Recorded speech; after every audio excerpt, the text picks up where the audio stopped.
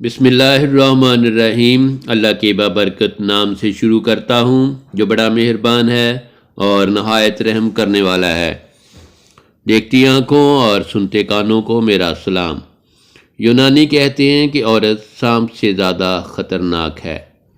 سقراط کا کہنا ہے کہ عورت سے زیادہ اور کوئی چیز دنیا میں فتنہ فساد کی نہیں۔ وہ ویٹوکر کا قول ہے کہ عورت اس بچھو کی مانند ہے جو ڈنگ مارنے پر تلا رہتا ہے۔ یوحنا کا قول ہے کہ عورت شر کی بیٹی ہے اور امن و سلامتی کی دشمن ہے۔ رومن کیتھولک فرقہ کی تعلیم کی روح سے عورت کلام مقدس کو چھو نہیں سکتی اور عورت کو گرجا گھر میں داخل ہونے کی اجازت نہیں۔ عیسائیوں کی سب سے بڑی حکومت روتما الکبریٰ میں عورتوں کی حالت لونڈیوں سے بدتر تھی۔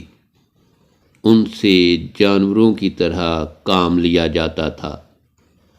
یورپ کی بہادر ترین عورت جون آف آرک کو زندہ جلا دیا گیا تھا۔ دور جہالت کے عربوں میں عورت کو اشعار میں خوب رسوا کیا جاتا تھا اور لڑکیوں کے پیدا ہونے پر ان کو زندہ دفن کر دیا کرتے تھے، لیکن محسن انسانیت رحمت للعالمین حضرت محمد مصطفیٰ صلی اللہ علیہ وسلم نے عورت کو وہ مقام عطا فرمایا جو آج تک کسی مذہب میں حاصل نہیں۔